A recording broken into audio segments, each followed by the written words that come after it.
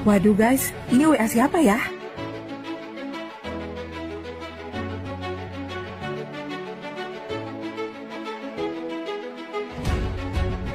Tiga kali lipat dari Dokter Reza, 15M. Buset, ini WA siapa? Ke owner skincare apa ya guys ya? Gila. Kira-kira kalau gaya barbar kayak gitu WA-nya WA dari siapa ya guys ya? Ini termasuk pengancaman bukan sih? Tapi katanya kalau pengancaman, kalau pemerasan nggak bisa dicicil. Tapi di situ ada dia bilang cicil aja gitu. Aduh, kira-kira owner skincare ini mau nggak ya jadi saksi di pengadilan? Jadi gini toh caranya untuk membangun rumah mewah. Ini termasuk bisnis apa sih guys? Kayaknya harusnya yang kayak gini nih, yang dikatain pengusaha halu. Punya barang-barang branded, hidup mewah, glamor, punya rumah gede. Ternyata hasil dari bacotan saja. 15M Jack. Ayo, owner-owner skincare yang merasa pernah dapat WA model begini atau telepon model begini, termasuk teror nggak sih itu? Termasuk pengancaman nggak sih itu? Ayo speak up biar makin rame, banyak kok yang belain kalian. Tenang aja. Nah, kalau yang ini another korban dari si NM ya. Tetap dalang utamanya adalah si O. Inisial korbannya itu M dan mereka memintanya itu belasan miliar dan sampai sekarang orangnya itu takut untuk melaporkan. Nah, buat kalian yang merasa diri kalian korban, sebelum sidang nanti kalian harus melaporkan segala tindak kejahatan yang dilakukan oleh si NM ke kalian.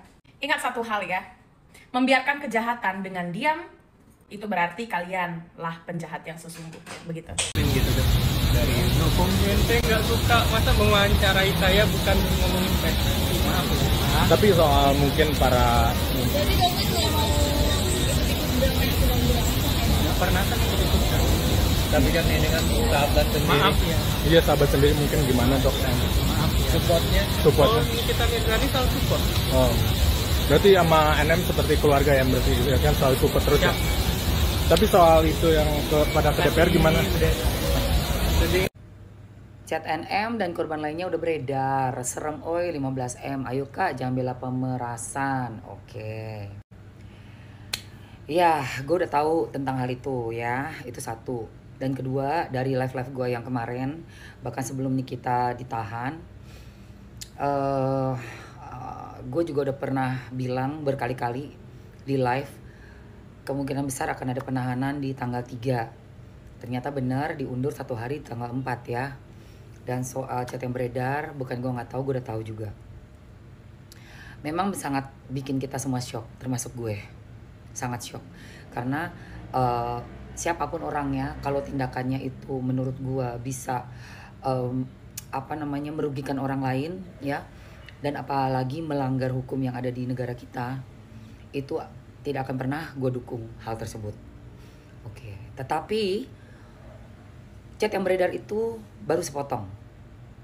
Gue pengen lihat dari awal chatnya, pembicaranya seperti apa sampai akhir. Seperti apa. Dan apabila udah lengkap chat dari awal sampai akhir, gue pengen tahu para ahli-ahli menilai chat tersebut, apakah memang bisa langsung diputuskan, divonis bahwa itu adalah pemerasan atau tidak. Apabila divonis bersalah ya, sepatutnya memang mendapatkan hukuman yang setimpal dengan perbuatan. Kenapa? Karena hukuman itu akan menjadi efek jerah, pembelajaran buat kedepannya, contoh juga buat yang lainnya untuk tidak melakukan hal yang sama. Seperti itu. Ya. Siapapun lah yang melakukan hal-hal yang melanggar hukum, yang tidak baik, maupun dia sahabat aku sekalipun, maupun dia keluarga aku sekalipun, pasti tidak akan aku dukung. Seperti itu apabila memang melakukan suatu tindakan melanggar hukum. Harus ada efek yang membuat jerah, sadar, lalu bisa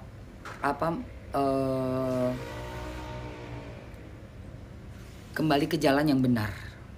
Seperti itu. Tapi mari kita lihat sama-sama ke depannya. Apakah memang sepotong chat itu bisa dibuktikan ya sebagai suatu bentuk pemerasan.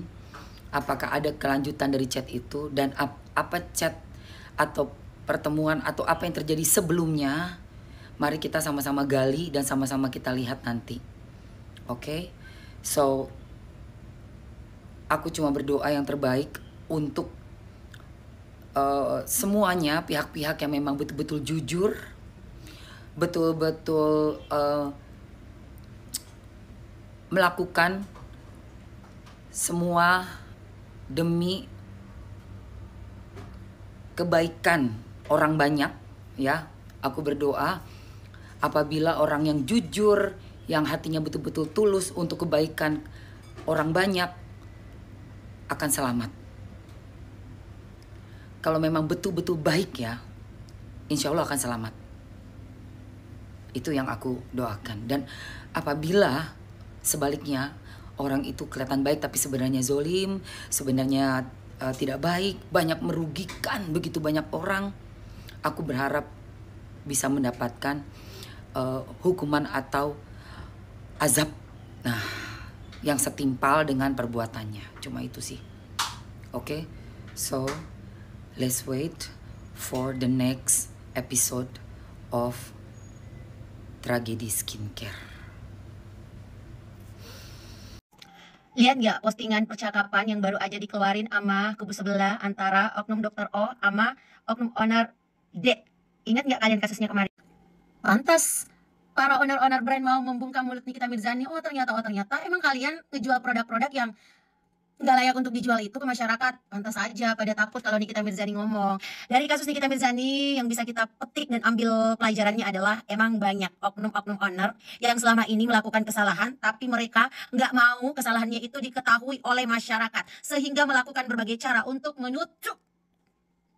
Nah, kemudian dimintailah uang tutupannya, lalu kemudian nggak sanggup dianya, terus tiba-tiba dia bebenah, ditarik semuanya, diberesin, abis itu dilaporin deh pemerasan. Pak Polisi, ini menurut aku ya, mohon maaf kalau menurut aku ini salah di otak kalian ya, karena ini menurut aku dari semuanya itu satu, nggak ada tuh yang dari pihak mereka-mereka ini yang menghubungi duluan dan mencari duluan orang-orang yang mau menutup mulut Nikita Mirzani. Pada mereka semua yang nyari-nyari, karena mereka sadar mereka melakukan something wrong, ya kan, mereka melakukan sesuatu yang nggak benar. Akhirnya mereka nyari-nyari Nikita Mirzani. Terus tiba-tiba kalau kalian curhat-curhat, ya jelas lah dikasih saran sama dokter, oh lakukan ini, lakukan itu, karena dia udah temenan sama si Nikita ini. Kalau lu mau bacotnya nggak berkoar, ya lu mesti ngasih dia sesuatu, dan itu menurut gue hal yang wajar lah. Lu kalau pengen baik-baik sama gue, pastilah ada benefitnya, apalagi Nikita Mirzani kan seorang artis. Terus tiba-tiba kalau lu chat Nikita Mirzani, lu mau baik-baik itu, ya jelas lah dia menyampaikan nominal, tahu. Karena lu yang nyari-nyari dia, jadi suka-suka hati dia mau nyebutin berapa, karena di dalam sana itu nggak ada pengancaman, dia cuman nanya, terus mau lu gimana? Lu mau ngasih gue apa untuk membuat gue nggak bersuara? 15M, sanggup nggak lo bayar 15M? Aku nggak sanggup Kak Niki. Ya udah, itu maksudnya lu dikasih jalan kayak antara yes atau no gitu. Dia udah tahu lu nggak bakal sanggup memenuhi 15M itu. Ya apa ya, gimana ya, itu adalah bahasa yang, karena di sana nggak ada maksa kan dia. Coba nggak mau tahu, pokoknya lu mesti bayar tuh 15M. Nah terus tiba-tiba disuruh ya kamu bisa nyicil. Itu bahasa yang dia udah tahu lu nggak sanggup. Dia udah tahu, makanya dikasih bahasa seperti itu, karena dia antara yes or no gitu. Jadi kalau kalian plesetkan itu pemerasan, bentuk pemerasan, aku sih no ya, biasa aja. Karena Nikita Mirzani itu bukan orang yang bodoh dan tolol. Kalau dia berniat memeras kalian mah, dia nggak bakal mungkin ngeladenin chat-chat kalian dengan menyebutkan nominal-nominal duit. Sosok Melvina Hosyanti, owner Daviana Skincare, diduga diperas Nikita Mirzani dan Oki Pratama. Sejak ditetapkan sebagai tersangka, bukti-bukti dugaan pemerasan oleh Nikita Mirzani kepada sejumlah owner skincare viral di media sosial. Salah satunya yang baru di internet terseret adalah Melvina Hosyanti. Dia adalah owner Daviana Skincare yang diduga diperas sampai belasan miliar oleh Nikita Mirzani dan Dr. Oki Pratama. Dugaan ini muncul lewat unggahan Tengku Zanzabella. Sejak ditetapkan sebagai tersangka, bukti-bukti dugaan pemerasan oleh Nikita Mirzani kepada sejumlah owner skincare viral di media sosial.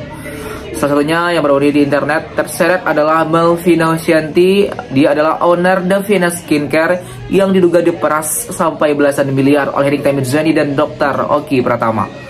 Dugaan ini muncul lewat unggahan Tengku Zanzabella kalau ini korban lain dari CNM. Tetap dalang utamanya adalah CO. Inisial korbannya itu M dan mereka memintanya itu belasan miliar. Sampai sekarang orang itu takut buat melaporkan tutur Zanzabella. Dilihat di unggahan TikToknya pada Kamis 6 Maret 2025. Dalam obrolan yang diunggah Zanzabella, terlihat Oki yang diduga mengarahkan M untuk menghubungi dan berdiskusi dengan Nikita. Oki juga menyarankan agar M untuk menuruti saja semua yang diminta oleh Nikita Mirzani.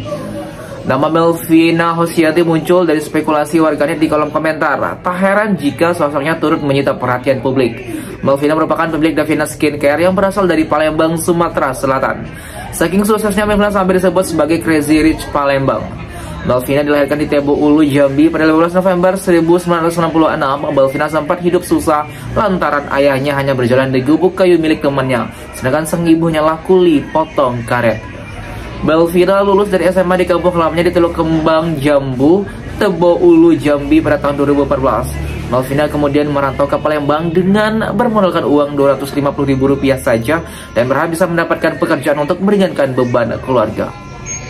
Melvina yang merupakan pemeluk agama Islam ini kemudian menikah dengan Dadang Mudung pada tahun 2016. Melvina kala itu sempat bekerja menjual krim temulawak dan mendapat gaji 1,5 juta per bulan. Lalu pada tahun 2017 Melvina mulai memberikan diri berjualan skincare tanpa merek. Usahanya ini semakin berkembang dan menjadi cikal bakal berdirinya Daviana Skincare. Pada tahun 2019, Melvina sudah mampu membeli mobil pertamanya yakni Toyota Fortuner. Lalu pada tahun 2020 Melvina berhasil membeli tanah dan membangun rumah mewah bak istana. Daviana Skincare juga terus berkembang dengan berdirinya beberapa anak usaha seperti Daviana Slim Beauty, Daviana Cola Glow, serta Daviana Clinic. Selain itu, Melvina juga berjualan daster dari Tanah Abang di Vinada Official. Saking kayanya, Melvina juga dikabarkan memiliki Indomaret pribadi di dekat rumahnya.